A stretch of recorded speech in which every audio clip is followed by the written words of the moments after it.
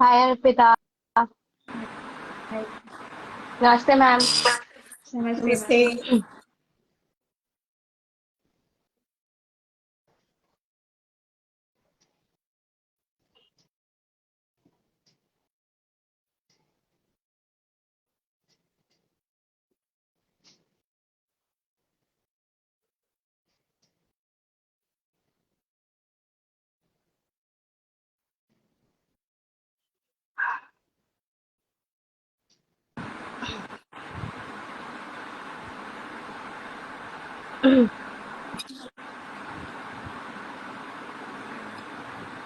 Hmm?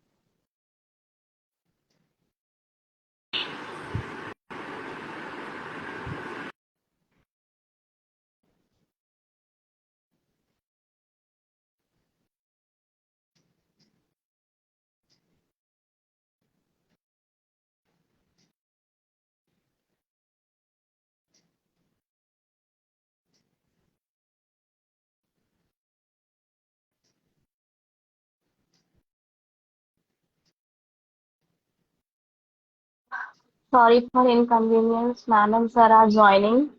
I guess due to some network issue. Some Ma'am, any network issue? actually my mobile is getting stuck, I think. Am I visible and Oh, audible now? yes Yes, ma'am. ma'am. Yeah, okay, fine. No issues.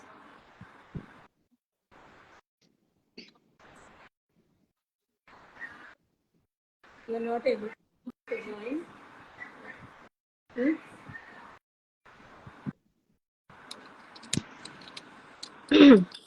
Yeah. Namaste sir.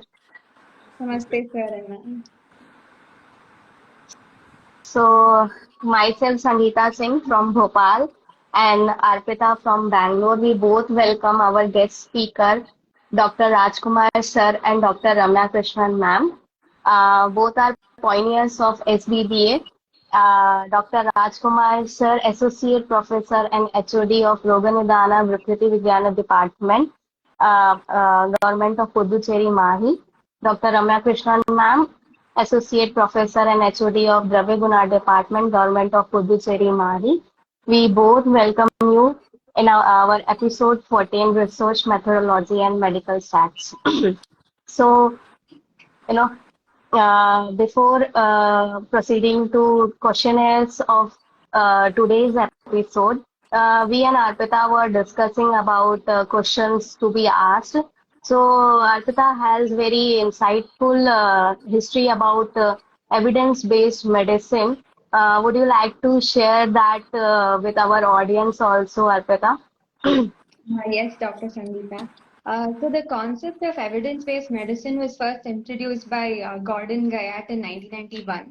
Then John Ivanides, who was a Greek-American physician, scientist, writer, and professor at Stanford University, he made contributions to evidence-based medicine, epidemiology, and clinical research. He published a paper on how most of the published research findings are false. According to him, evidence-based medicine is actually becoming an industrial advertising tool. So that you meant to say that research, so what is research are meant for in modern medicine? Are they are only for marketing purpose? The fact is, evidence-based medicine it's not been universally accepted because there's no empirical evidence to support this. Okay, Arpita, we study stats in final year, we study stats in PG. And so, what is the use of that in our clinical practice, and what is the objectivity of biostats? What is the necessity of biostats in Ayurveda? I think we need biostats to prove the scientificity of Ayurveda and also to prove the effectiveness of treatments and also to gain recognition by adopting WHO standards. Okay, I understand your point, but there are so many complex patients with comorbidity status. So, how stats and biostats are going to help such patients? See, we need to prove our science to the modern world. I think through biostatistics, we can prove the Ayurvedic objectivity. Also, like, okay, I understand that. Still, we are like, how we will reverse their disease condition because biostats are dealing with the population mass, and the complex and comorbidities is on individual level. So, how they are actually going to help because stats are generates data, and science are meant to reverse disease condition. So I am again doubtful like how biostats is helping in Ayurveda community. I think ma'am and sir will clear our confusion on this topic. Ma'am and sir, I have a question to ask. How do we relate and apply biostatistics in Ayurvedic reasoning? And what is the scientific evidence? And is it fair to address statistical evidence as scientific evidence?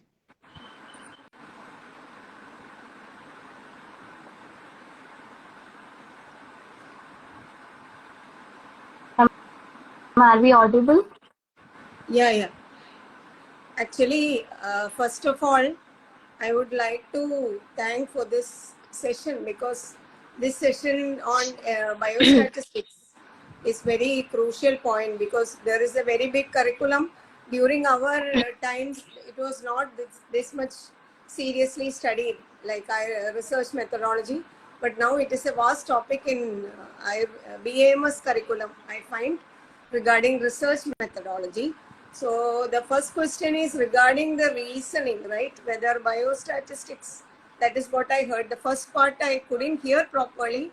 So regarding the reasoning process, how biostatistics aids in Ayurvedic research, that Can is you what you repeat asked. the question, Arpita? Yeah. Yes, sir. How do we relate and apply biostatistics in Ayurvedic reasoning? And is it fair to address statistical evidence as scientific evidence? Yeah. Actually, when we are considering research, we have to first of all understand the nature of science. So, the nature of science, Ayurveda very much emphasizes upon Jnana Purvagam Karmam Samarambham Prashamsandi Kushalaha. Whatever karma practice you are doing, it should be based on Jnana Purva Karma. That is what Acharya Charaka states. And he also states that Jnana Samudaye Purvam Aptopadesha Jnanam among Jnana Samudaya, we have four pramanas, Pratyaksha, Anumana, Yukti and Aptopadesha. Jnana Samudaye Purvam Aptopadesha Jnanam. Tadaha Pratyaksha Anumana Abhyam.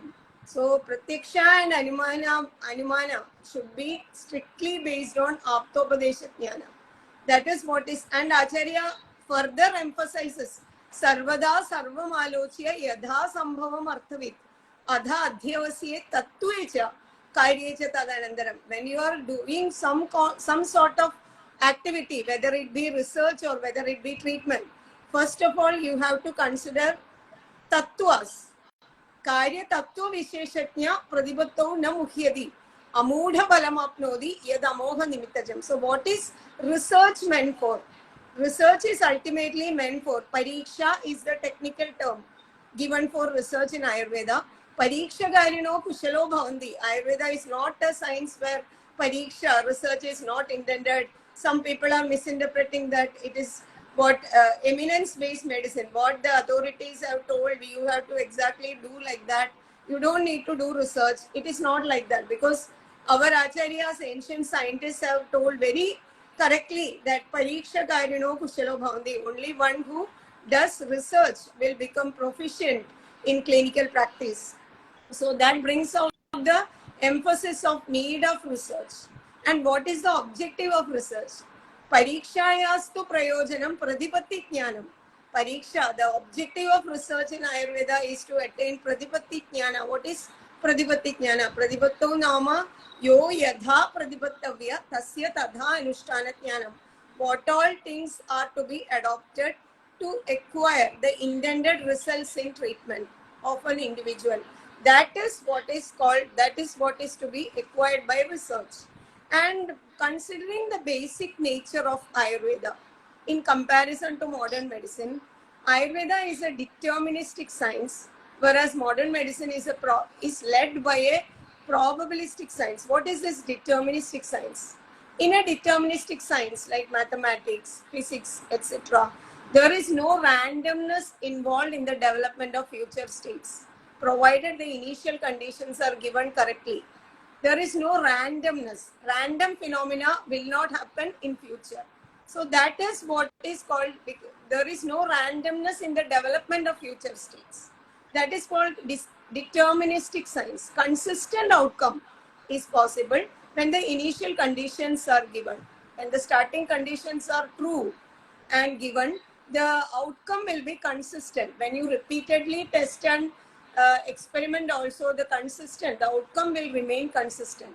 That kind of science is called as deterministic science. We know that there are other, that is always jnana purvaka.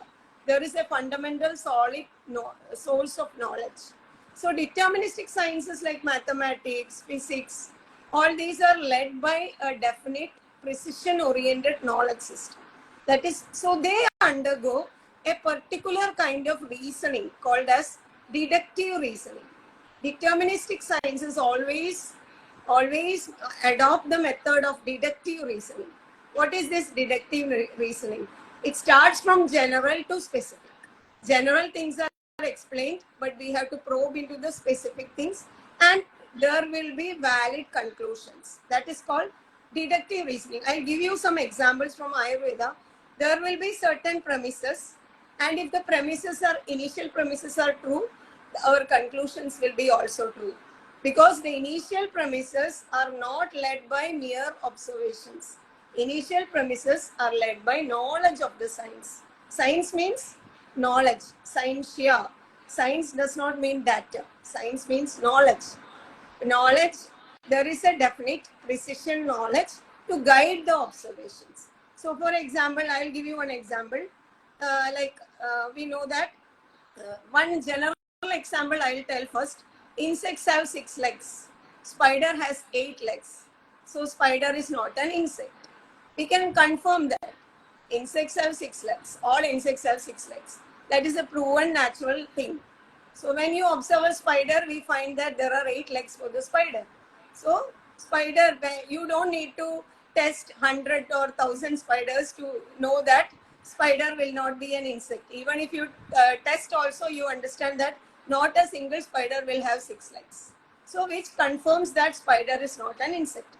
In the same way, Abhishyandi foods. Abhishyandi foods will enhance Shruti Rupa Sleshma. It is a proven premise in the science. Deterministic science only has such proven premises. Okay. So Abhishyandi foods will increase Shruti Rupa Sleshma. A person is taking milk. A person who is having Ojovyabut, who is having susceptibility to Visha, he is taking milk, consuming milk. We find that Shruti Rupa Sleshma is enhanced, increased mucus production, or increased cough, or a asthma, something is happening. We understand that milk is Abhishyandi. So we don't need to test in so many people to understand whether milk will produce Abhishyandi effect like this, because it is already proven. Another example, hot water make you sweat. So bhava, it is the nature of hot water. Nobody will not sweat generally by hot water, inside or outside. Cold water makes you alleviate sweat. Swedanashaga, cold water. So which means that the hot water is not cold water. The properties of hot water and cold water are entirely different. So this kind of argument is valid when the premises logically support and relate to each other. Then only such kind of premises are valid. For example, another example I'll give you, AMA. So we know that AMA patient escalates to severity when AMA is not reversed. We know that will, ama is an ashukari condition. If you are not doing to reverse ama, the patient can escalate to complications. And in a particular patient, you find that Sama Lakshanas are very active and very prominent. So you understand that the patient is in danger. Patient can go escalate to fatality if ama is not reversed. Because we have that established premises initially. Such kind of reasoning is called as deductive reasoning. Now I will tell you the nature of modern medicine, the reasoning in modern medicine. It is what is called as, this is from top to bottom, general to specific. That is deductive reasoning. Other one is specific to general in modern medicine, bottom to top. So inductive reasoning. So what they do is, they will experiment and observe, and they will write their observation. Then again they will experiment and observe, write that observation. So 100 or 1000 observations they make, more consistently shown what? That will be concluded. That is what. So there is no permanent conclusion. It cannot be proven. Why? Because observations keep changing, and observations cannot be considered as valid because there is no fundamental premises, proven premises. That is the problem. So for example, I'll give with Ayurveda example itself. Arishta boosted my hunger. So Arishta, every patient boosted hunger after Arishta. So Arishta boost hunger in all. We cannot say like that, right? Arishta boosted hunger in you, in me, and in two other people also. That doesn't mean that Arishta is a universal thing to boost hunger in all. So such kind of, we can only say that it is found that this much percentage of people and hunger is increased. So we can observe that Arishta is probably boosting hunger. Probably. That probability is there. So next, that kind of probability oriented reasoning is not valid in deterministic sciences.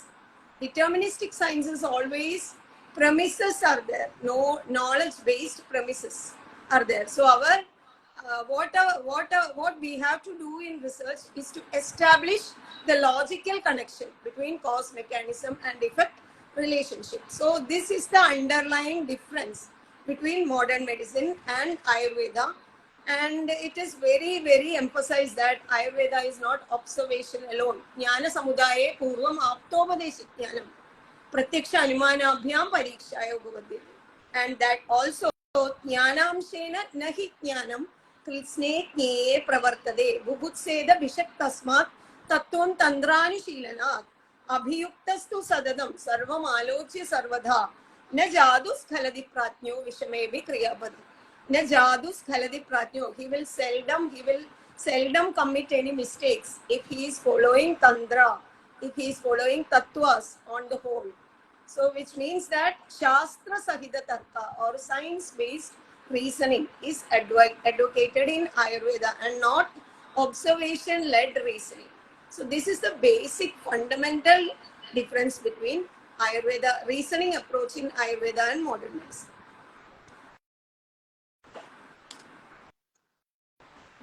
Regarding statistics, you need to verify certain conclusions, whether they are valid or not. For Western medical system, and it is not applicable for other systems. So Western medical system, so finally probability is concluded. It's not that it is permanently concluded that this one is doing this thing. Falsifiability is also a hallmark of science. So if you do, they will be doing benefit risk analysis of unknown compound for blocking, masking, suppressing, or altering, or replacing some pathological process.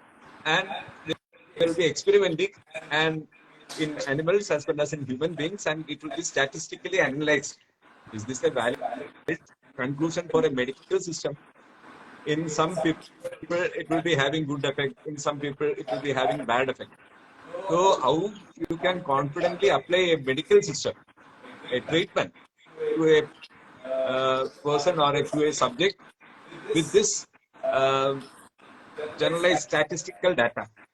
Every time the study is conducted in the same population or in different population, you will get different results.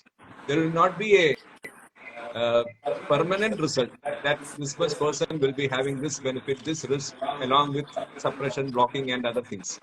So they are not having any conclusive thing, which is only giving a probability.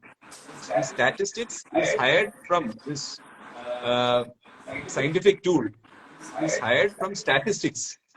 Actually, they don't have a scientific tool of their own.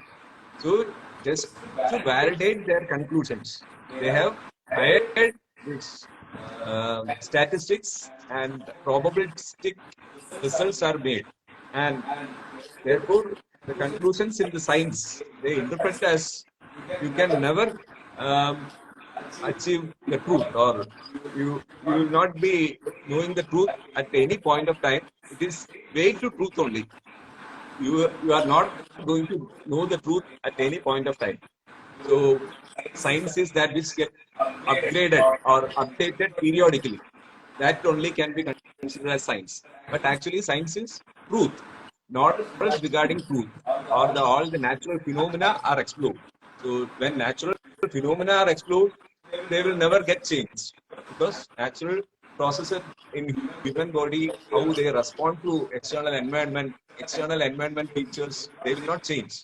So Ayurveda doesn't need any sort of statistical tool to analyze. If the uh, wholesome thing is to produce a positive effect, it will be 100% positive only. If it is to produce a negative effect, it will be 100% negative only. So there is no need of application of statistics in Ayurvedic science. So biostatistics, learning and applying in a medical system. In a medical system itself is wrong, and Ayurveda doesn't need such things to explore. Ayurveda has its own research methodology, and that's how we are analyzing the results. Either the patient should, the objective is to be attained, or it will not be attained at all. So 100% or 0%. For that, why to assess statistically? Statistics is not at all needed in Ayurvedic science. Actually, one more point is there. Casual reasoning is done in modern medicine with biostatistics. Casual reasoning means maybe, may not be. Probability oriented reasoning. Whereas in Ayurveda, causal reasoning is emphasized. Karya Karana Bandha. For this cause, this mechanism, this effect. That kind of knowledge, premises which are proven and established. That is called causal reasoning. Karya Karana Siddhanta. That is explained in Ayurveda. And also systems thinking approach. What is systems thinking? Yukti Jnana. Multiple cause mechanisms can cause a same effect. It's not like one thing prevents one disease or one thing initiates a disease. There can be multiple factors interplayed in the subject leading to a disease and also its recovery. So based on one factor alone, we cannot estimate. So that systems thinking approach, multiple factors, interconnected thinking, that is what is called Buddhi Pashyati Ya Bhavan Bahukarana Yogajan Yuktistrikala Satneya. So that kind of approach is done in Ayurveda. So it is entirely different science where nowhere biostatistics is applicable. That is the truth. Thank you, Manuel, sir. Sir, as you told that Ayurveda have its own research methodology. So my next question was regarding that only, that if Ayurveda has its own research methodology or a scientific background, then how to confirm that? What are the tools or method explained for research in Ayurveda? And if it is yes, then why it is not taught in curriculum? And what is the main failure of contemporary Ayurvedic research methodology? Actually, it's a vast topic, but I will try to concise it. It's a topic which is to be studied in Ayurveda curriculum. All these points are to be incorporated. You have to take a note of all these questions. Your questions are very relevant. It has to be educated properly in BAMS, all these things. So the basic thing is that Ayurveda is Shastra Sahita Tarko Sadhananam. That science-based reasoning is considered to be the best tool in research or making decisions. What is research meant for? Research is meant to make valid conclusions regarding patients. regarding diagnosis, regarding interventions, regarding recovery, how a patient can be cured in the minimum time with minimum medication, with the right treatment principle, with the right Bheshaja. To understand that, research is intended in Ayurveda. So it is very clearly mentioned, yes to Kevala Shastrajna, karmastu aparinishtada, samuhyatyaduram prapya bhirurivavaham. Yes to Kevala Shastrajna, one who is proficient in science, but not that much proficient in practice of Shastrarthas. He will get scared to find the patients. Yapuna kuride karmam dhashya shastra vivarjida. Sa satsu garham apnodi vadham charchadi rajadaha.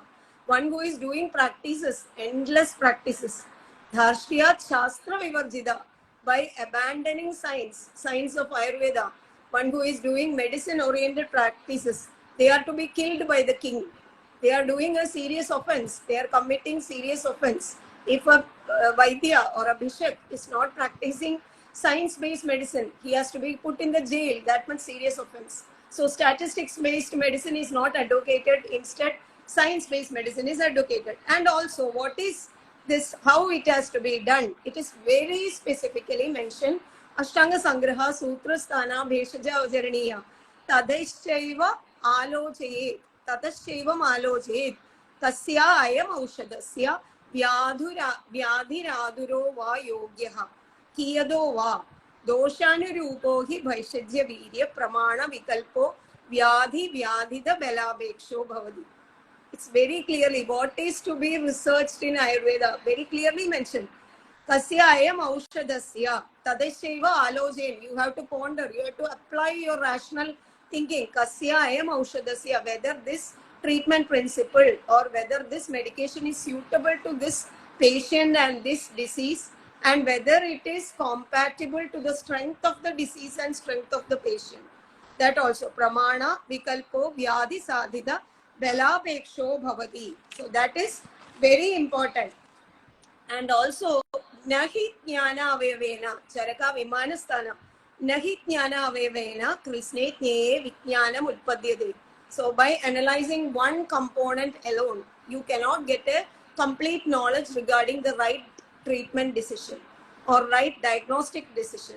Vipradipannastu khalu rogatjnane, upakrama yuktijnane abhi vipradipadyate. Vipradipannastu khalu rogatjnane. If you are making wrong assumptions in regarding the disease, what happens? Upakrama yuktijnane abhi vipradipadyate. In upakrama and yuktijnana also you will go wrong. Tasmat vyadhi vishat anubahada sattva buddhe hetwadibhir bhaver yavad anibuddhena. Very, very important shloka. Tasmat, Charaka Nidana, second chapter. Tasmat vyadhin vishat anubahada sattva buddhe. Without confusing sattva and buddhi, what he has to do? He has to do research in hetwadibhir bhave. Hetwadibhir bhava means Nidana Panchaka of the disease. Yavat Anibuddhyeta. Nidana Purva Rupa, Rupa Upashaya, etc. These are to be studied. So if it is a new disease, considered to be a new disease, there is no new disease. Everything Tasmad Vigara Prakriti Adhishtana Antaranicha Samuthana Visheshasya. You have to first discover everything regarding the disease in patients and understand Nidana Panchaka. And sometimes diseases like Ashukari, Tasya Ashukarino, Davakne, Riva Apadida, Atyegasya Ashuk Prashande. Sometimes pandemics, considered to be pandemics, some diseases happen all of a sudden. In such conditions also, Ashuk Prashande, you have to alleviate the disease very fast. Prayaditavyam matra desham kalam cha abhisamikshya sandarpana abhadarpanena cha. You have to consider matra, desha, kala, etc. And you have to decide which upakrama is to be adopted there, whether sandarpana or abhadarpana.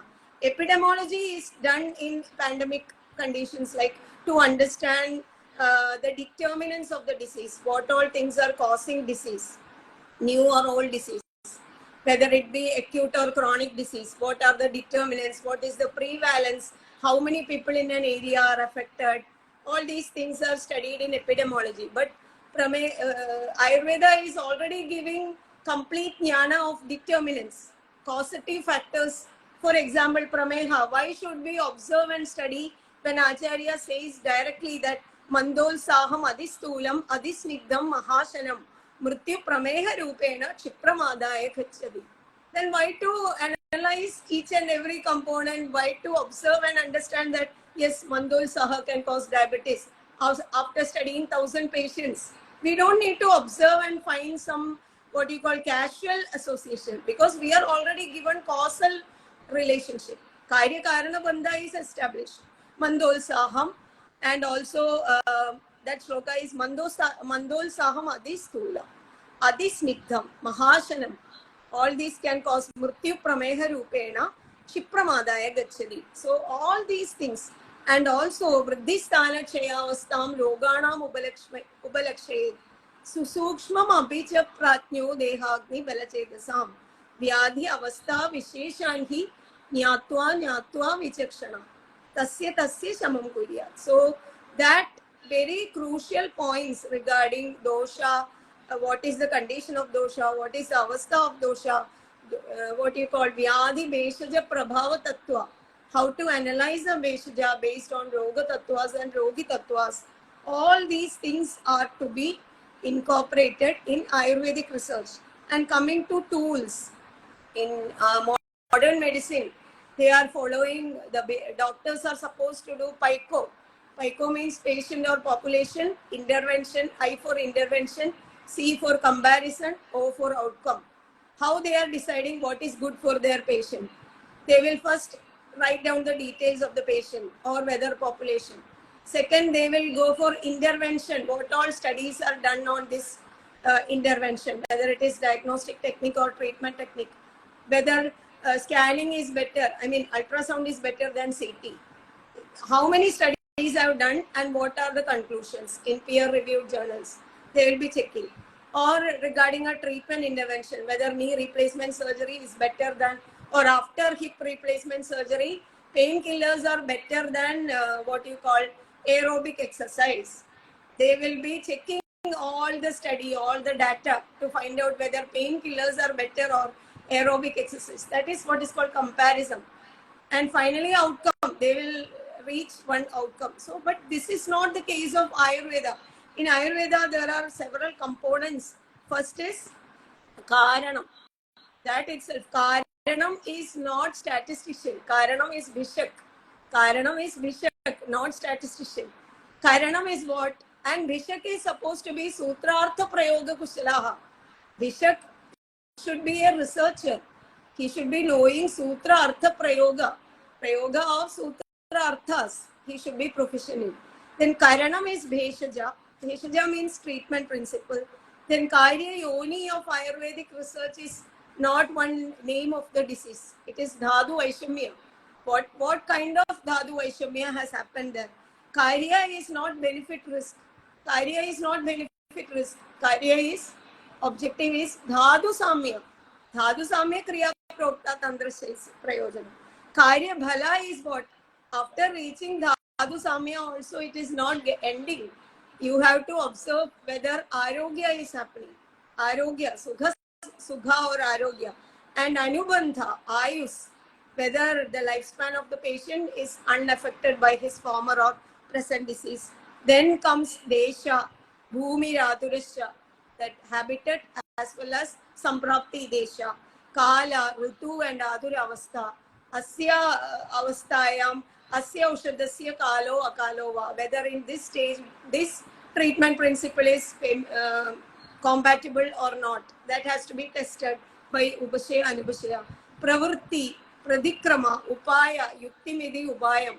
All these factors are mentioned to be included in the research. Also, what you call Roga Tattvas, Nidana Panchaga, Rogi Tattvas, Dushyam Desham Balam Kalam. You have studied in theory everything. Dushyam Desham Balam Kalam. Anilam Pragrati Maya Sattvam Satmyam Tadaharam Avasthascha Pradakvida Sukshma Samikshesham. Dosha Aushadha Nirupana. Everything in the theory we are learning. But these things are to be incorporated in Ayurvedic research. And Dhadu Samya Lakshanas, how to understand Rukuba Shamana, Swaravarna Yoga, all these things are to be examined in the patient.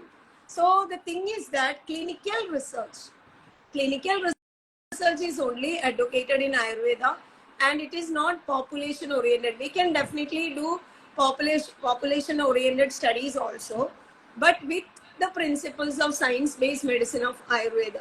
Shastra Sahita Tarka itself, not data Sahita Tarka. We can understand and we have to know, we must understand, we must learn, and then we must do research. It is not like blind observation led, what you call probability led indefinite conclusions. So this is the only some points. Because of time constraint, I'm not able to tell everything. I have made a complete draft of the things required, but I'm just minimizing things and presenting. Okay. Yeah. Actually, what to be researched is very important. Ayurvedic science, everything is known. Like Parikshakir Bahuvidham Parikshya. So our acharyas have done so much research. And finally, is the conclusion of Karya Karana Siddhanta. Theorems of cause effect or cause mechanism effect relationship. So we need not study all those things again and again because all these are natural phenomena. Ayurveda is based on the principle of nature. It's a fundamental science, natural science. So we need not do research on all these natural phenomena again and again because human beings are human beings itself. All the external factors, all the interactions. We have only 5 sense organs. There are no extra sense organs. Pancha Mahabhutas are only present. Body's response to these external factors are still same. There are only 6 rasas. So nature is not getting changed. So when natural phenomena are explored with Shad Padarthas, Samanyam, so it's not just knowledge of these things, its applied knowledge is explored in Ayurvedic science. So that Karya Karana relationship with the external environment, how body is going to respond. That Siddhantas are made, and with Yukti we are applying that.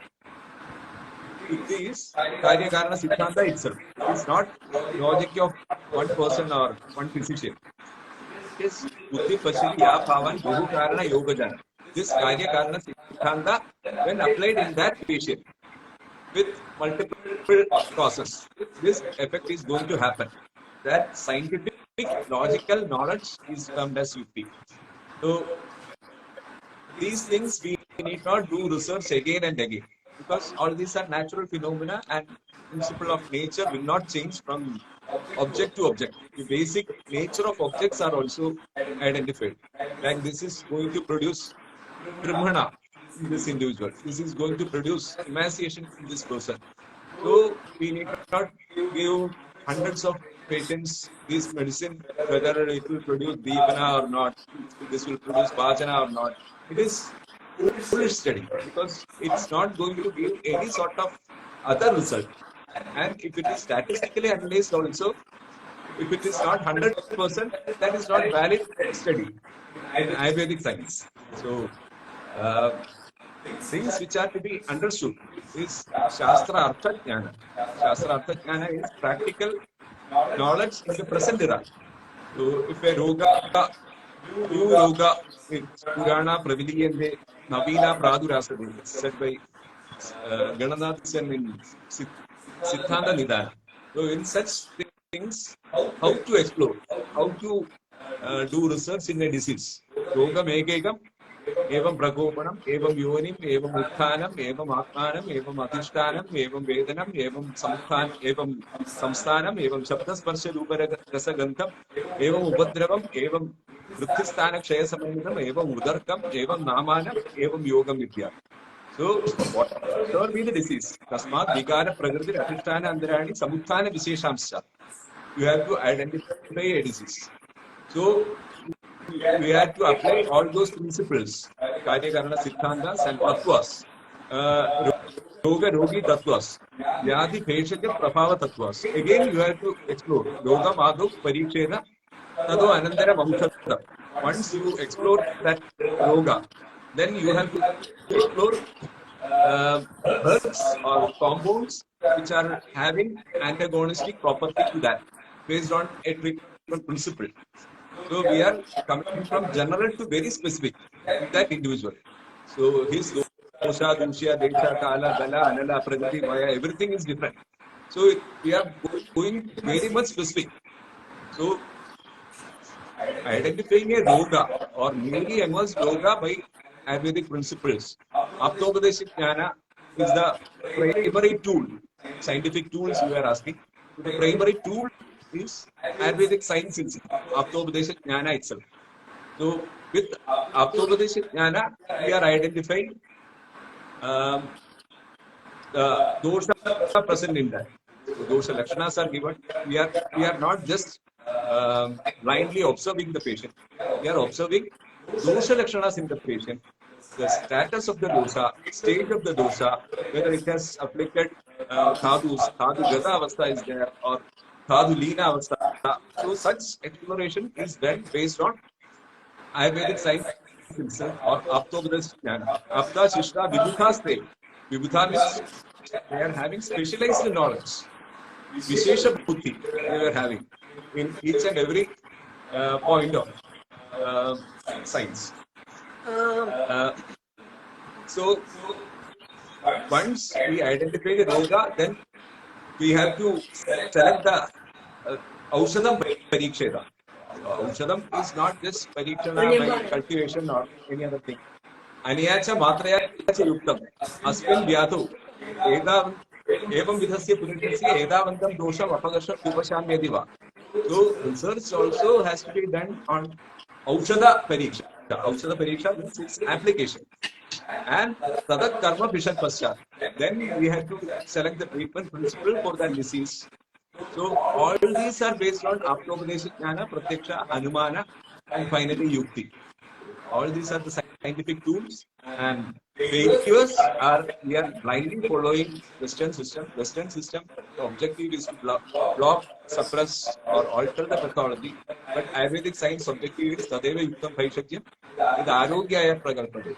That which causes health is the objective of Ayurvedic science. So there is no blind randomized controlled trials or hypothesis. There is no hypothesis. Everything should be based on Aptopadesha Jnana or Siddhantas, Karya Karana Siddhanta based. So once the Siddhanta based premises is made, the result will be 100% positive or negative. If it is negative, we have to again rethink whether our premises was correct or not. So this is the research methodology or research background in Ayurvedic science. The present scenario is completely misled and it is completely unscientific. So you are not going to reach anywhere. Finding out so many new drugs or naming some new drug and for this disease it is beneficial. In those conditions, you are not at all considering the dosha. See, Ashesha Amaya Vyadi Eduktam Dosha Lakshanam. So first you have to identify the Dosha Lakshanas. That is not at all in the research methodology. Finally, you are giving this medicine to that disease. Ashesha Amaya Vyadi Eduktam Dosha Lakshanam Darshanadye Upahita Tat Samyak Upalakshayet. So first identify the Dosha Lakshanas, its status, then identify the roga, then identify the rogi status, then determine the Peshaja, then explore the Peshaja, which dose, which mode, which form, in which dose, all these have to be explored, and then finally determine in that patient how to implement that. Aniya, Matraya, etc. What is mentioned in the science. So science is that which is very precise and to the point or to the most suitable for the patient. Nothing is blind. Actually, the failures I would like to number one after another. Present the research methodology in Ayurveda. Failures. Failure number one, failure in assessment of science of Ayurveda. Failure number two, failure in the assessment of subject. Research subject of research. Subject of research. Participants of the research. Failure in the assessment, scientific assessment of subject as per Ayurvedic perspective. Failure three, failure in the assessment of treatment. The nature of treatment, Vikara, Prakriti, Adhisthana, Samtana, Vishesha, etc. not done. Bheshaj Pariksha Tattvas are not adopted. Idam evam prakriti evam gunam evam prabhavam asmin deshe jadam. That pharmacognosy is happening properly. But asmin vyadau evam vidasya doshasya edavandam dosham abagarshat yubashamayadi va yad anyadapi chevam vidam beshajam tacha anena cha visheshena yuktam. Whether shodhana or shamana is required, if shamana is required, which shamana is to be adopted, and if which medicine is to be adopted for shamana procedure, if it is deepana, which medicine is to be chosen. Again, medicine has to be chosen by doshagna karma, rogagna karma, bheshaja karma, etc. Not led by active principles or anything. A medicine is not to be chosen by antimicrobial or anti-fungal or like that anti-hypertensive. There are no anti-drugs in Ayurveda. So medicine-oriented approach is not correct. Treatment principle-oriented choice of medicine, and medicine is to be adopted based on BK, DK and RK. And again, Deshajam Avajarein Prageva Tadevam Aduryam Pariksheda. Whatever has mentioned by Sir, that is extremely crucial. And finally, what is lacking today is translational research in Ayurveda. There is no translational research happening. In fact, that is what is exactly required to make Ayurveda updated. In SBBA is the first and foremost scientific venture to update Ayurveda according to modern contemporary requirements. What all requirements in healthcare we need today? We are having infections are a major threat for modern medicine today. Before it was told that chronic diseases and lifestyle diseases are the major challenge for modern medicine. Now a flu is also a major challenge for modern medicine. A viral infection is also a major challenge for modern medicine. Why it is happening? Why it is considered as a pandemic, disaster, etc. Only because of inefficiency and blunder research of Ayurveda community. I will call it blunder research. In spite of having such a brilliant science, which explains brilliant research methodology, brilliant principles of research and translational medicine. Translational research oriented principles are there. SBBA has emerged translational research techniques, translational medicine practice techniques called evidence-tried approach. So such things are there. But if the policy makers are caring to see our proposals, if they have time to open the envelopes which we have sent multiple times to them, not one or two times, we have been sending 5 or 6 times different proposals which are required for amendment in present research, amendment in present practice, amendment in present education. If they care to see these proposals, if they are really well-wishers of the system, if they are really well-wishers of humanity, if they take time to see our proposals and call us, we are ready to come and present in a symposium the entire things what we have discovered. And it will be a revolutionary step for the progress of Ayurveda. There is no doubt in that.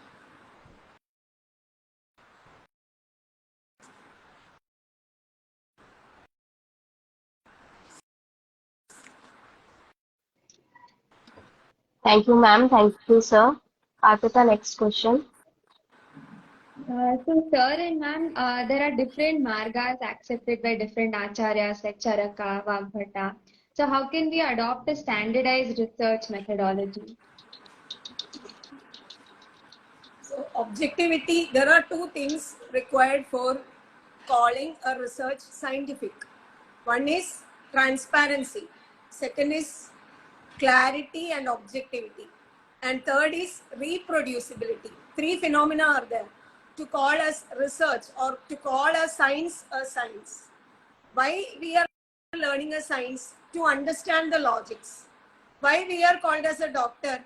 We are called as a doctor because we have certain things in our brain and in our kit which will enable the patient to recover. So it is a scientific knowledge. Scientific knowledge means there will be logics, standardized logics. These logics are the objective standards of Ayurveda, rational objective standards. What, when, why, how, where, why here, why not there, how here it is working, what do you understand in this patient, in this condition, how this patient can be approached, What is the diagnostic principle in this patient? What is the treatment principle? When some response is seen, how you can scientifically evaluate the response in the patient, whether any amendment is required. All these are explained by objective standards, Roga Tattvas, Yogi Tattvas, Bheshija Tattvas, etc. A very elaborated manner in the science of Ayurveda. And I don't think there is any contradiction between Acharyas of Charaka, Susruta, and Vagbhada in these fundamental rational standards which are adopted in diagnosis and treatment. Diagnosis, differential diagnosis, prognosis, and treatment. Only thing Acharya Charaka is telling, wherever surgical intentions are there, it has to be referred to Atra Dhanvandariyanam Adhigaraha. It has to be referred to Shalyatandra. Wherever surgical procedures are strictly intended, it has to be taken care of by Shalyatandra expert. And Acharya Susruta is explaining more regarding Shalya oriented conditions. He is giving more emphasis towards that. But apart from that, basic fundamental scientific infrastructure, I have not seen any contradictions in the rational standards. So I don't know whether that question is even relevant. That's all.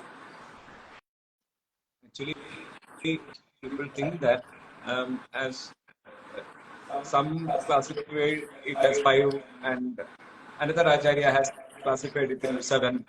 So based on certain things, they have classified. So without understanding the basic classification criterion, they are simply commenting that they have different opinions. Or when they start treatment principle, they will be starting from some other thing like Snehapana is to be done first, or they will be explaining Shodhana Chikitsa first, or some will be explaining Dhanvandariyanam Adhikara. So that doesn't mean that they have contradictions. Ashtanga Sangraha clearly states they Artha Pratyayana Para. Their objectives are only equal. Vachane etcha na adrita. You need not think of how they are presented. They are artha pratyayana para. Their objective is, all the objectives are same. So it doesn't make any contradictions, or you need not get confused with those things. So Anyatantra Virodhanam Bhuvishtam Vidivartakaha. So Ashtanga Sangraha is made. So Anyatantra Virodhana, when there are contradictions, Ashtanga Sangraha has tried to rectify all those. Bhuvishtam Vidivartakaha. Yugani Rupa Sandarbho Vibhagena Karishyate. He has made it in a systematic manner. That doesn't mean that he is against Charaka or Charaka is against Ashtanga Sangraha or Adi Viprajatnebhya Praya Sara Tarochya Kriyate Ashtanga Hridaya. So Ashtanga Hridaya is made from Charaka, Susura and all other Samhitas, and he made the Sara Tarochya. The most essential part he took and made that. There are no difference of opinion because all are explaining Swabhava only. So, Swabhava is a general thing. So we need to apply it in specific conditions. So Niyatam Tanda Lakshay. If Swabhava is explained also, Matra Kala Kriya Bhumi Deha Dosha Gunandara. It can cause Gunandaram in that Swabhava will not be shown because of Matra Kala Kriya Bhumi Deha Dosha Gunandara. So whatever is mentioned in the science, we have to understand in its total sense. It's not like this is mentioned, but this is not doing like that. So if you try to understand a Swabhava in an individual, it depends on so many other things. Matra, Kala, Kriya, Bhumi, Deha, Dosha. Based on these things, that guna can get changed. So without scientific basis, if you do a research, it will be of no use. So there are no contradictions, and research methodology is one and the same, and there are no oppositions also in the science. People, what they conceive, what they have understood is wrong. That is why all these things are happening. And this propagation is also happening. We have one question from our audience. In your opinion, why do you think more than 85% of countries have rejected Ayurveda as a choice of medicine? More than 85% of? Why do you think more than 85% of countries have rejected Ayurveda as a choice of medicine? Okay, countries have rejected means most of the countries Ayurveda is not accepted. So there is no question of rejecting. Ayurveda is not even accepted as a science or medical science. Whatever is happening under the label Ayurveda is not Ayurveda also. So we cannot say that Ayurveda is rejected in other countries. The fact is that Ayurveda is not yet accepted. We cannot say that something accepting, like you can do some what you call collaborative treatments or integrative treatments are applicable. Mainstream should not be withdrawn. Primary treatment will be health practitioner, what the certified licensed modern medicine practitioner is giving, GP is giving in foreign countries. That would be done. Along with that, if you want to do something, you can do as supplements or something. That's what my understanding is. I don't think standalone treatment, standalone diagnosis and treatment is recognized in any other countries. I don't know Middle East what is the condition, but still, what I understand is that some sort of perverted kind of treatments. I am sorry to use this word perverted, because as long as Ayurveda is not practiced as science-based medicine in the mainstream, authentic way, independent, by protecting its identity and quality, we cannot call it as even Ayurvedic treatment. We can only call it as some other treatment employing Ayurvedic medicines. That is one point. If you use some Ayurveda medicines, it will not become Ayurveda treatment. To become Ayurveda treatment, Jnana Purva Karma is to be done. You must be able to rationalize based on Ayurvedic scientific standards. So then only it becomes scientific medicine. So there is no concept of scientific medicine in Ayurveda till now. It is introduced by SBEBA for the first time in the history of Ayurveda. Ayurveda is currently considered as traditional medicine, holistic medicine, complementary medicine, and such other funny names, which is no way Ayurveda. So there is no question of rejection of Ayurveda. Ayurveda is not accepted only because Ayurveda is not recognized in India as science-based medicine. That is the reason why Ayurveda is not accepted or recognized in other countries. Ayurveda being a medical science of Indian origin, first of all, it has to be recognized, independently recognized and declared as scientific medicine and not a traditional medicine. Ayurveda is not traditional medicine. It is very clear. Tradition means a set of belief, idea, practices, culture-oriented things transferred from generation to generation. There is no question of rationalization in tradition. Definitely for traditional medicine, some outbuilt evidence is required to prove the practices. They have to collect data, just like just like modern medicine. Modern medicine does not have science-based medicine. What they consider as science is outbuilt evidence, outbuilt data-led evidences, probabilistic evidences. They will keep collecting observations and tell benefit risk, benefit outweigh risk. So we are practicing scientific medicine. That is how tradition is also requires some sort of outbuilt evidence to verify their things, what they are doing, provided it is implemented for public. But in the case of Ayurveda, two kinds of evidences are required, primary and secondary. Primary evidence is inbuilt evidence, science-based evidence.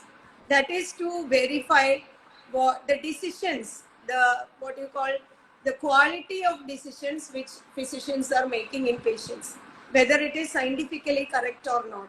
There should be clinical audit based on rational standards. That is primary evidence oriented. And secondary evidence means we can show in the patients. We can show science-based medicine application in the patient. There is no question of benefit risk, whether intended results are happening in intended time or not. So such kind of SBEBA oriented application, if it is emerging, I am very sure Ayurveda will be the mainstream medicine in different countries, not only in India. First of all, India will have to accept and recognize the inbuilt standards of Ayurvedic science. India has to recognize the potential of inbuilt standards of Ayurvedic science. For that, the physicians are the medium through intellectual physicians, two educated physicians and faculties only, we can accomplish this objective. So once this is happening, Ayurveda is recognized as science-based medicine in India. Definitely other countries, because we'll be able to do quality treatments, and other countries' citizens will be shocked. They will be surprised to know that this kind of diseases get acute and chronic get alleviated this much fast with least negligible cost medications in negligible period. That will be a surprise for them. Definitely government will start thinking, because public demand will increase. Public demand will increase. We want Ayurveda in the country, authentic Ayurveda hospitals, medical colleges in the country. Definitely, I am very sure if I am given a chance in foreign any country, I am ready to do this with a pilot study in any medical college or hospital setting. I don't want to do in a what you call parallel college system. Nowadays, Ayurveda parallel colleges are running in Europe. It is a ridiculing Ayurveda. There are various certificate courses. We all are studying with this much difficulty. We are getting entrance. We are studying BAMS and we become practitioners. But Westerners, they can study Ayurveda in 3 months, 1 month, 6 months, certified courses. It is not Ayurveda even. It doesn't deserve to be called as Ayurveda. And they are getting certificates, licensed lifestyle practitioner, like that something. It is cheating only, complete cheating only. So because of all these, what you call uncultured, unprofessional, unscientific habits, Ayurveda is not recognized in other countries in the same way as it is not recognized in India also. You are not able to know that you are not recognized in India also. You are doing slavery. Being an Ayurveda doctor, if the one who had asked me is a doctor, you must know the seriousness. You are not recognized in India also, because anything, anybody, anything they can do under the label of Ayurveda. This is the bitter truth. This was exact truth what she has explained. Ayurveda is rejected in India first and foremost. Then only other countries will accept, because we have sent so many proposals, SPPA proposals, but they haven't cared to attend even. Once, if they start an argument, or they can decline us after a discussion, after conducting a scientific debate. So, but even not caring to attend that serious problem, very serious problem, because Ayurveda is getting deviated, it's already deviated from the true science. So, if it goes like this, we will be complete slavery to the Western system. So, in COVID time, you should not practice. When new diseases are emerging, you should not do anything, because we have been, Ayurvedic community has been doing in a very pathetic manner, like blindly adopting Western system research system they have adopted. So they will not be able to explore anything in Ayurveda, nor they will be able to prove before the modern world. Finally, what is to be proven is Siddhi. Siddhi is intended effect. Siddhar Yukto Pradishtida. Yukti of Ayurvedic science is not simple Yukti or somebody's Yukti. So Siddhar Yukto Pradishtida is only scientific, logical application can yield scientific results. When scientifically, when it is proven or Siddhi is attained, all other countries, it is not like 50%, 60% countries, all other countries will be focusing on India for this precious, or what do you call this diamond treatment, which could make universal well-being. It can only make universal well-being. This problem is within us and not anything outside. Thank you, sir. Thank you, ma'am. I guess he might got the answer. My next question was related to data, but I guess it has been covered in our first question itself. It was related to his data of blinded trial and error to explicate and validate the scientific application of Ayurveda. Is blinding an ethical, appropriate method is in Ayurveda research is necessary. Yeah, blinding is not needed. Why? Because Ayurveda is a deterministic Term science which stick. adopts deductive reasoning. So, blinding and randomized control trials are not methods of deductive reasoning. They are the methods of inductive reasoning. And Acharya told if blinding is done, it will be like Achakshuriva Chitrakrit. A person who cannot see when he draws pictures, how will be the quality of the picture? In the same way, Achakshuriva Chitrakrit. We are not able to even without understanding anything, without knowing anything, we are giving something to even the people who are receiving, people who are giving, people who are analyzing, everyone does not know what it is. And finally, looking for benefit risk. No certainty at all when the benefits will become risk, and risk will eventually turn out to be benefit with risk. We don't know what will happen. We have seen during COVID many things were withdrawn after that immunoglobulin therapy, etc. Many things. We know that what is happening with many interventions and drugs, right? So that is Yeah. not the approach of Ayurveda. Blinding is not fundamentally Acharyas, compatible to Ayurveda. Acharyas have clearly told that Jnana Buddhi Pratipena, Yona Avishati Tattvavid, Adurasya Andaratmana. So if you are blinding, Rogan Chikilsati. So he will not be able to treat. So if you are not uh, entering into the Adurasya Andaratmana, so if you are not assessing the internal environment of the Adura with Jnana and Buddhi, so Smritiman Hetu Yuktitmo Jitatma Pratipattiman. Pishak Aushadha Samyogis Chikilsam Kartumarhat. So a Pishak needs to be well educated, he should have good intellect, he should be wise enough. Shastrartha Karmani Chilnena, Samskrita Pratnam, Apikshashah, continuously and always. So such intellect only can, means Adurasya Andaratmanam Pravesha could be attained only by such intellect. So it is not by blinding, and everything is based on Aptobadesha. Aushadha selection is based on Adura Aptobadesha, Lokidevi based on Aptobadesha. So everything is known. Unlike Western science, where everything is unknown. Unknown disease status, stage of the disease is unknown, patient is unknown, the compound, whether it will produce benefit or risk, everything is unknown. But Ayurvedic science, everything should be known.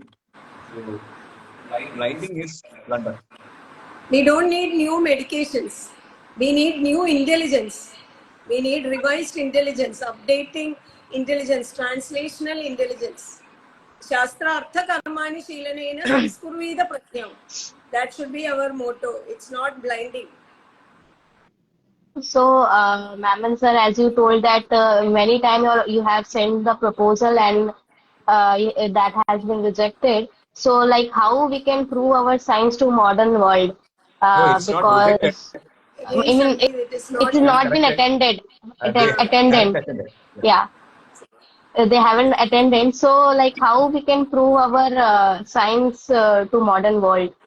Now what we are doing is the only method what I see. We have been doing from 2015, 2005 onwards we started our journey, and by 2012 first publication emerged, evidence-based Ayurveda and rational prescribing. Followed by that we started conducting training programs for physicians and BAMS students and doctors regarding how to understand Ayurveda, how to apply Ayurveda, not through Facebook or online. We don't sell CDs, we don't sell lectures for money.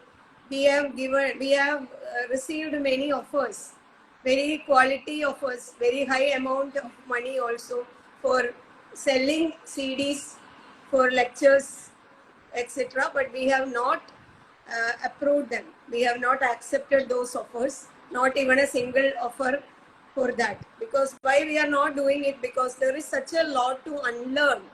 As we know, there are so much of blunders happening in teaching, research, practice, etc.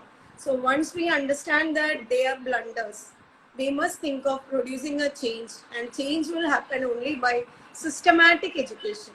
Systematic education cannot be done outside colleges, because college we are wasting time 5.5 years, and afterwards there is a finishing school approach today. I don't agree for this finishing school. When BMS, after BMS, when students are coming out of the college, again they have to sit with some Vaidyas and learn what they are prescribing, copying. Their Yukti Jnana is not a fair way. That is my personal opinion. Because why? Because Shastra Sahita Tarka, should be everything is to be taught in the colleges. There are clinical classes, practical classes, theory classes.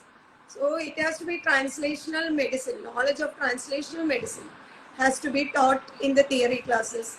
The students must feel that they are learning a medical subject. Nowadays, students are simply by hearting, and I think both of you will be able to make comments after my comments on this. So they will be mugging up many things, and they will be giving it in the paper, and maybe rank holders emerge, but doesn't mean anything. They don't know any practical knowledge, and finally they are asked to sit with some gurus or some eminent people. We don't know. There is no method to estimate the guru quality also, right? Gurus, what they are, whether they are doing rational practice also not estimated. There is no quality validation. So I don't understand the logic of going to a guru after BAMS and sitting with the guru and absorbing everything like a sponge. What the guru is doing, I will do, and I will become guru eventually. That is what is happening. It is very illogical. It has to change. It has to change. Anything can be changed only by education. Quality education. Quality education has to begin. Quality curriculum has to emerge. Quality doctors have to pass out from Ayurveda colleges without doing mixopathy, without becoming cowards, without becoming slaves. They cannot take care of themselves. They cannot take care of their family. They cannot take care of patients also, even though they are not showing, because it is a matter of livelihood. So this thing, government has to take a responsibility, crucial responsibility. First of all, there is a problem. There is a serious problem that is to be recognized by the government. When somebody is ringing bell, when somebody is knocking door, and when that somebody is an authentic person in Ayurveda, definitely government has to listen. These people have something to tell. These people have something to address. Let us listen to them. So receptivity is the basic quality required for a change, a transformation to happen. I hope and pray that it happens sooner or later. Thank you, ma'am. Arpita, next question. Yeah, yes, sir. Um, Are you want to say something? Sir and ma'am, I have one question. What's the role of placebo in Ayurvedic research? What is the role of Placebo. placebo? Okay. Placebo has no role in Ayurvedic research because we don't need it. That is meant for inductive reasoning, whether placebo is better or some standard treatment is better, or a new drug is better than placebo. In Ayurveda, we should not be giving, there is no placebo, first of all. Every dravya has got rasa panchaga. It will be interacting with body. So, and also it is a very foolish way of administering placebo to a patient or a research participant is not a scientifically agreeable or acceptable. That's all. So, yes, Placebo sir. is जगत्येवम् अनौषधम् न किञ्चित् विद्यते द्रव्यं वशात् नानार्थयोगयोः.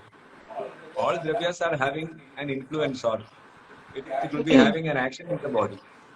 Even food, medicated water, external application, your thinkings, your regimen, your habits, your contacts, your behavior, everything is explained in detail in Ayurveda. So whatever you are doing as placebo will not be placebo, it will be having an effect in your body. So in a natural way, when you are trying to address the basic cause mechanism, there is no placebo.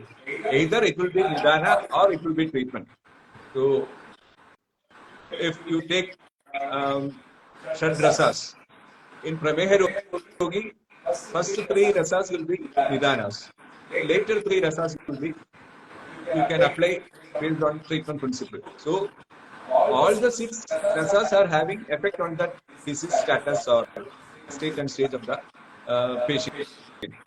So there is no placebo in Ayurveda, and Patya, which is the most crucial thing, is lacking in today's research as well as clinical practice. Ayurveda advocates everything to be medicated, even food to be medicated, medicated water. Regimen also should be adjusted according his thinkings even.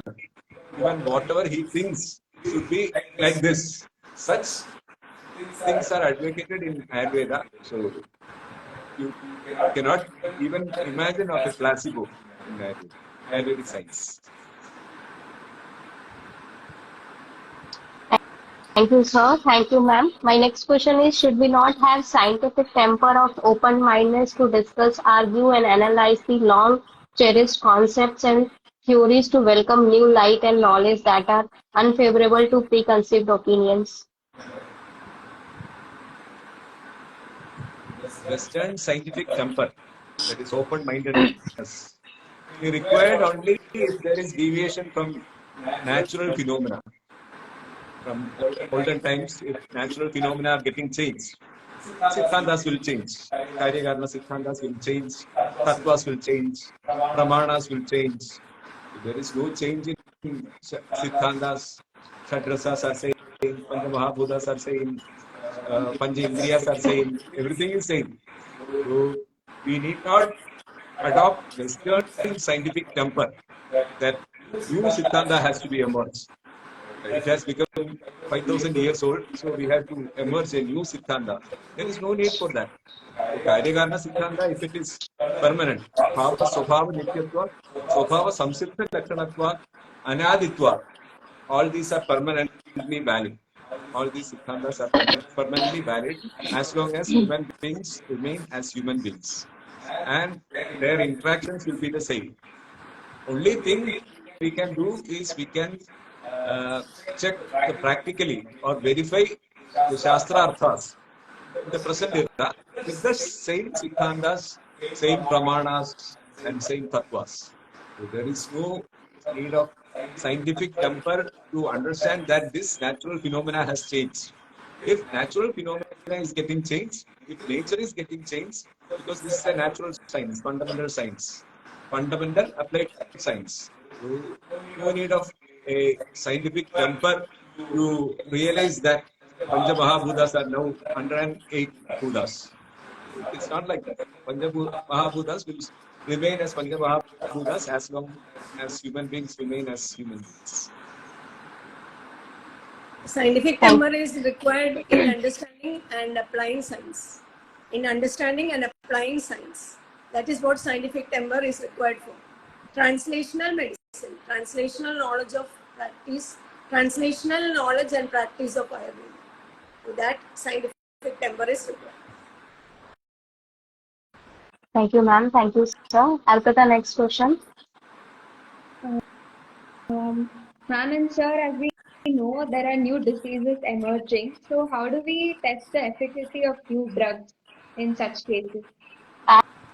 As it has been covered in your previous answer, I guess, Yeah. new diseases, new drugs. I have to ask one question that the very definition of Ayurveda entails a study of risk and benefit ratio, hitahitam sukham dukham.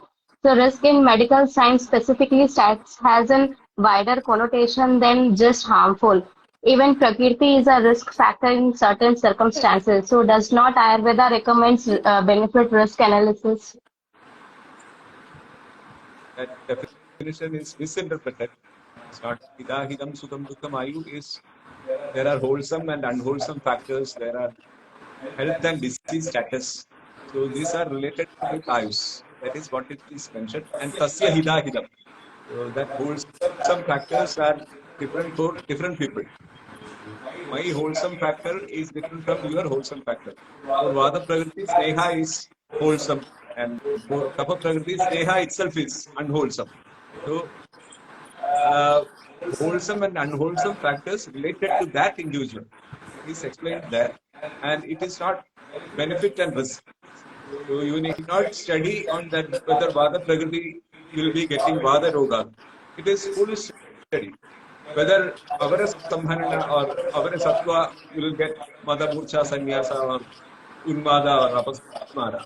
Such studies are not required because it is already proven in the science that naturally Kapha Prakriti or Mrudu Guna Kapha Prakriti is prone to develop Prameha or Atistavulya, or they are prone to develop Vada Rakta, Prayana Sukumarana, Chandramana Sringa, or Rakta Sara is prone to develop Rakta predominant diseases.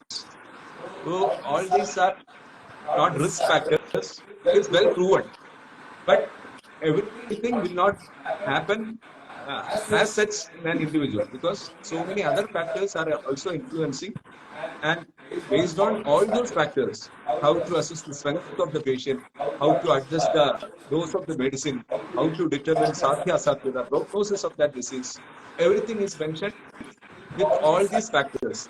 So with all these factors, we need not do or demographic data. There need not be a statistical analysis. It will be wrong only because each and every individual is different based on their circulation, excretion, metabolic status, digestive status, immune status. Everything is different. Their habits or the diseases which they have developed. So based on that, demographic data prove that Vada Prakriti is more prone to this disease. Such studies are foolish because it's already mentioned that these Roga Prakritis or Visuddha Guna Vada will be producing this sort of problems. That's very well mentioned in the science. So, Hidahidam is wholesome and unwholesome factors related to an individual. That is not benefit and risk, that is misinterpretation, as well as Prakriti analysis is not a risk factor. It's not risk factor analysis. It is to identify the strength of the patient to determine whether it is prognosis is good or bad, or to determine the dose of the medicine, etc. That will help. Nothing else. Thank you, sir. Thank you, ma'am. I guess we have this much questions only, and like we would like to conclude what you have told. So, Arpita, would you like to start the conclusion? Yes, Dr. Sangeeta. So, as ma'am said, Ayurveda is a deterministic science, and modern medicine is probably probabilistic science. And Yeah. with this methodology, it's not possible to handle cases with multimorbidities or complex cases. And goal of research in Ayurveda is mainly to solve the patient's problem, but modern research mostly focuses on development of new drugs. So, Over to you. exactly, Arpita, that that Ayurveda is an deterministic science and modern medicine is an probabilistic science, and Ayurveda adopts deductive reasoning while modern medicine adopts inductive reasoning. So, biostats is inductive reasoning oriented methodology which is not needed in Ayurveda, as it has been explained by Ma'am and Sir. Like Ayurveda is a pure science. Pure science deals with the study of natural phenomena through observation, experimentation, and use of scientific methods. Method adopted to decipher was exploring logic from the observation of natural phenomena. The logistics to explore the truth, cause-effect relationship were adopted from Ayurveda Shastra. It is not inductive research, but discovered the logics behind observation. Like example told by Sir that Panch Mahabhut, five kinds of matters as we could perceive only through five sense organs, or Shadras, six states by six types of basic method combination, though many more combinations are possible, etc. So from observation, body response, the different kinds of interaction from external factor, activities, environmental changes were discovered.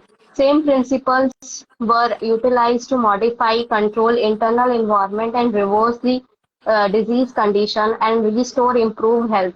Samhita compromises of these theorems, principles, rules, and laws with vivid explanation and of each and every factor to its subtlemost level. Deductive research is practical and easy if one applies this scientific method, experimenting, observing, and logical reasoning in pertinent manner.